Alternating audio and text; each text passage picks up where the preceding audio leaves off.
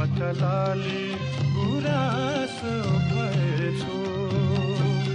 चाहिँ यहाँ बिचमा बसेर लालीगुराँस भन्दै बेच्दैछ। यो रोडबाटै देख्न सकिन्छ लालीगुराँस फुलिरहेको छ यता। अब हामी फर्पिङ आइपुगेका छौँ। फर्पिङबाट यो खुल्ला चौर भयो, पहिलाको फुटबल खेल्ने चौर, अहिले पनि फुटबल खेल्ने चौरै रहेछ। यताबाट बिस्तारै अब लालीगुराँस हेर्न जाँदैछ। लालीगुराँस र लालीगुराँसका बोटहरू हेर्दै जाउँ। माइक्रोबस चल्दैछ। पुरानो आदर्श माध्यमिक विद्यालय, एकताको नाम चलेको विद्यालय हो यो फर्पिङ बजार। ल इबी गाडीहरू पनि चल्न थालेको रहेछ। यहाँबाट लेफ्टतिर लाग्यो भने त हामी दक्षिणकालीतिर लाग्छौँ। दक्षिणकाली नगइकन हामी अब राइटतिरबाट कुलेखानी जाँदैछौँ। नजिकको बाटो चाहिँ यो हो कुलेखानी जानलाई। बस्ती फर्पिङको बिच बस्तीबाटै हिँड्दैछौँ अहिले। ढलानै ढलान छ यहाँ। हेरौँ बाटो चाहिँ कस्तो हुँदो रहेछ, कहाँसम्म पुगिँदो रहेछ, यस्तो सजिलै बाटोसम्म। बाटो बनिरह भन्ने चाहिँ सुनिएको थियो एकताका, सायद बन्या होला बाटोहरू चाहिँ। बस्ती बिचमै हिँड्दैछौँ। यसरी हिँड्दाखेरि चाहिँ बिस्तारै हिँड्नु होला, धेरै हतार र स्पिड चाहिँ नकुदाउनु होला। उकालो छ यो बस्तीमा, कुनै पनि बेला मान्छेले बाटो काट्न सक्छ। त्यही भएर बिस्तारै आफ्नै सुरमा हिँडे पनि केही फरक पर्दैन। बिस्तारै जाउँ, अवश्य जाउँ र बिस्तारै जाउँ, गन्तव्यमा पुगौँ भन्ने उद्देश्यले हिँड्नुभयो भने चाहिँ राम्रै हुन्छ मेरो विचारमा चाहिँ। त्यही भएर म पनि बिस्तारै हिँड्दैछु। मलाई कुनै हतार पनि छैन। खालि गएर गुराँसको बोटहरू हेर्ने, कुलेखानी पुग्ने र फर्किने उद्देश्य मात्रै छ मेरो। आज शनिबारको दिन यसो घुमौँ न भनेर हिँडे हो। घुम्दाखेरि अब बोटहरू, लालीगुराँस नेपालको राष्ट्रिय फुल लालीगुराँस तपाईँहरूलाई पनि देखाउँ भन्दै लोकेसन पनि देखाउँदै जाँदैछु म। इको स्पोर्ट्स आउँदैछ, धुलै धुलो छ। बाटो खराब छ कि क्या हो? ओहो, यहाँदेखि त अफ रोड रहेछ। बाटो बन्यो भने त अफ रोड पो भएर सुरु भयो त। हेरौँ अब कहाँसम्म पुगिन्छ यो अफ रोड पनि, हेर्दै जाउँ। यो कच्ची बाटो चाहिँ करिब 2 किलोमिटर जति रहेछ। त्यसपछि चाहिँ पिच सुरु भयो। फेरि पिच पुरै पहाड काटेर बनाएको छ। रक पहाड जस्तो देखिएको छ देखिन चाहिँ। पिच छ, रमाइलो छ। पिचमा कुदाउनु चाहिँ मजा आउँछ। यसरी बाइकहरू चाहिँ बेला बेलामा आइरहन्छ। त्यही भएर होसियारपूर्वक कुदाउनु चाहिँ बेस्ट हुन्छ। मोडहरू धेरै छन् यहाँ। पहिरोले चाहिँ बाटो पुरै बिगारेर छ। पहिरो चाहिँ अहिले पन्छाएर राखेको छ। बर्खायाममा चाहिँ अलि दुःखै पाइएला जस्तो यो बाटो चाहिँ। बर्खायामभन्दा पानी पर्नुभन्दा अगाडि चाहिँ यो बाटो चाहिँ ठिकै होला। हेर्दै न, पिच चाहिँ राम्रै पिच छ।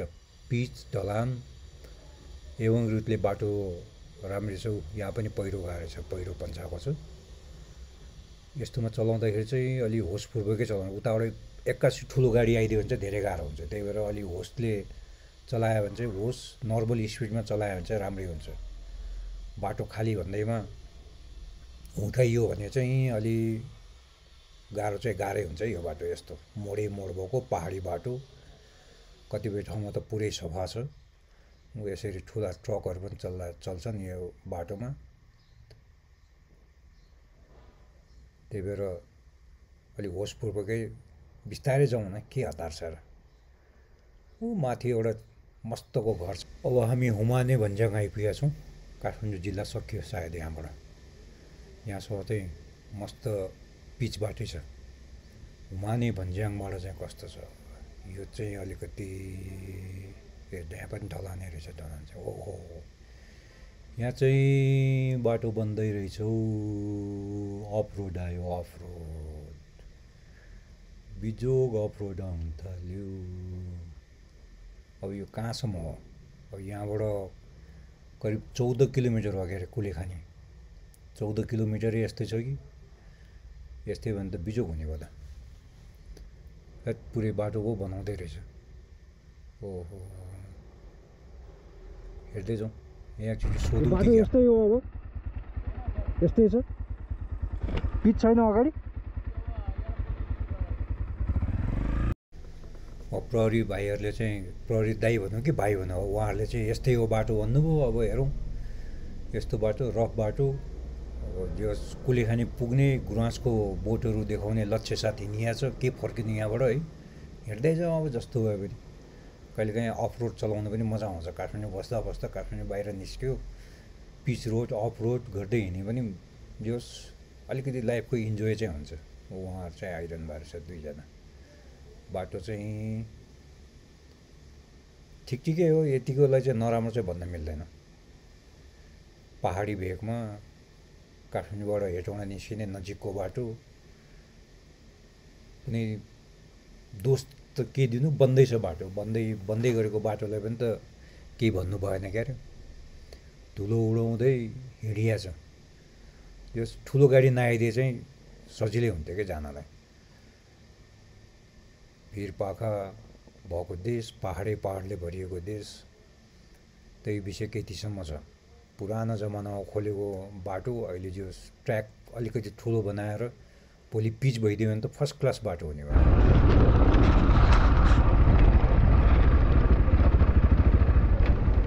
तिमीले लालीगुराँस कहाँ टिप्यौ? कहाँ टिप्यौ लालीगुराँस? कहाँ रे? वनमा कति टाढा छ? धेरै टाढा छ। लालीगुराँस टिप्दै यसरी बच्चाहरूले लालीगुराँस टिप्दै वन माथि उक्लिनुपर्छ सायद। वनमा गयो, लालीगुराँस टिप्यो, ल्यायो, बेच्यो, आफ्नो जुगाको बारे। त्यो अर्को गाडी आइपुग्यो, नभए अलि राम्रो कुरा गर्नु पनि लाज माने सानो नानीले लाज माने आफै डराइदियो, थाहा छैन।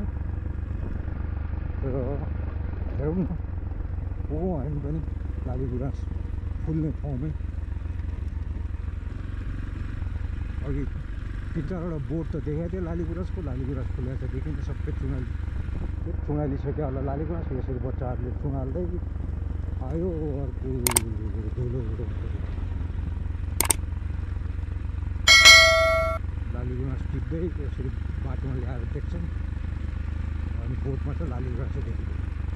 आजको समस्या त्यही भएको छ। हिँड्दै गयौँ, कति न कति त भेटिहाल्यो नि। आज म देखाउँछु तपाईँहरूलाई लालीगुराँस। यहाँ चाहिँ देखेँ लालीगुराँस। यतातिर चाहिँ लस्कर एउटा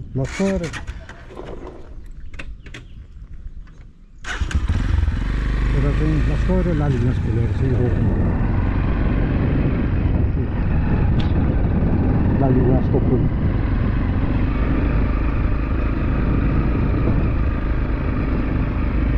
नेपालको लालीगुराँस नेपालको राष्ट्रिय फुल।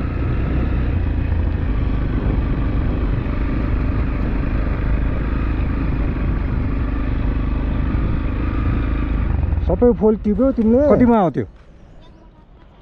50 रुपियाँ। अनि के गर्छौ त्यो पैसा? कापी कलम किन्छौ? किन बुवा आमाले दिँदैन कापी कलम किन्न? बुवा आमाले दिँदैनन् पैसा? अनि कहाँबाट टिपेको? त्यहीँबाट टिपेको? अनि घरबाट? कहाँ घर? घर छेउमा फुल्छ फुल? थुप्रै फुल्दो रहेछ यहाँ। कसले टिप्छ यो फेरि? कसले टिप्छ यो फुलहरू?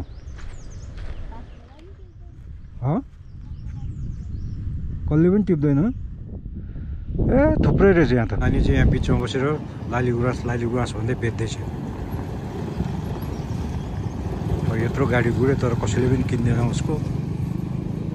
नानी चाहिँ बेच्दै कापी कलमको जोरो हुन्छ। अनि भन्ज्याङबाट अलिकति तल गरेपछि चाहिँ हामीले यसरी भोटेमा फुलेको लालीगुराँसहरू देख्छौँ। देशको राष्ट्रिय फुल लालीगुराँस। यसरी बोटेमा हेर्दाखेरि चाहिँ खुब मजा आउँछ क्या। आउनुहोस् तपाईँहरू पनि हेर्नलाई, तर फुल चाहिँ नछोडाल्नु होला है। बोटमै रहन दिनुहोस्, फोटो खिच्नुहोस्, रमाइलो गर्नुहोस्, बस्नुहोस्। यसरी बोटमै फुलेको लालीगुराँसहरू हेर्नु पाएर चाहिँ खुब मजा आउँथ्यो। बच्चाहरूले पहिल्यै टिपेर हिँड्ने मान्छेहरूलाई बेच्छन्। यहाँ छ लालीगुराँस।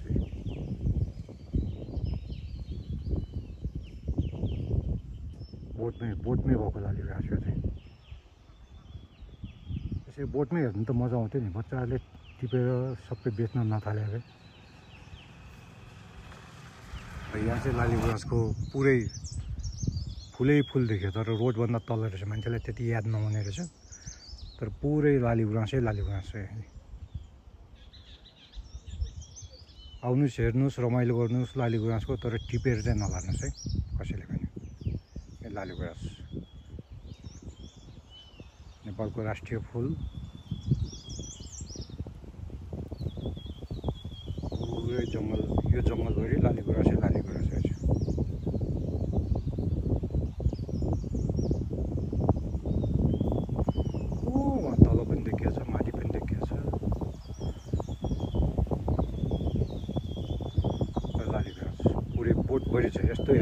मजा मजा तपाईँले टिपिदिनु भयो भने त यो कसले अरूले हेर्न पाउँदैन, अरूले हेर्न नपाएपछि त मजा आएन।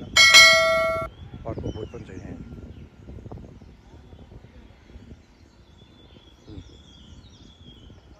यहाँ पनि पुरै छपक्कै लालीगुराँस छ। अब म कुलेखानी आइपुगेँ। कुलेखानी ड्याम आइपुग्यो है, यहाँ पनि लालीगुराँस पुग्ने यो चाहिँ कुलेखानी जाने बाटो हो। यो चाहिँ कुलेखानी ड्याम हुँदै हेटौँडा जाने बाटो। कहिले गाडी जान दिन्छ, कहिले गाडी जान दिँदैन। मोटरसाइकलहरू त चम्ने आइरहेको छ। कुलेखानी ड्याम नै हो। नेपालको ठुला जलाशयमा पुगायो। यो बाटोबाट प्राइभेट गाडी। तर मेरो अन्तिम गन्तव्य चाहिँ यति मात्रै हो। यहाँभन्दा माथि चाहिँ हामी जाँदै जाने ड्याम हेरेर फर्किनु हो। प्राइभेट गाडी यो बाटो चाहिँ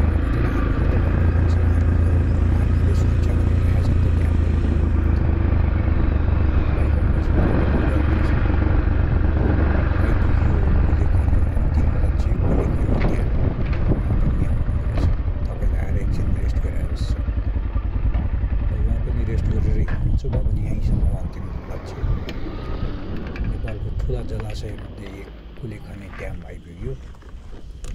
ड्याम यही हो। यहाँबाट चाहिँ अलिक सानो देखिने रहेछ। माथि अलिकति माथि उक्लिने ठाउँ छ, माथि उक्लिएर चाहिँ राम्रो देखिन्छ। त्यही हो, अहिले एकछिनमा माथि पनि उक्लिन्छु। यहाँबाट चाहिँ आधी भाग मात्रै देखियो। यो चाहिँ पुरै कुलेखानी पुरै देखिने माथि टावर। टावर त के हुने, डाँडा नै हो।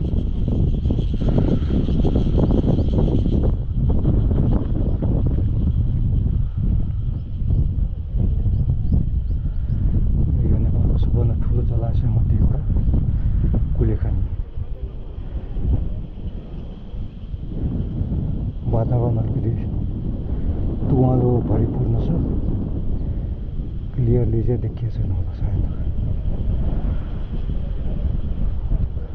हावा चल्छ निकै नै।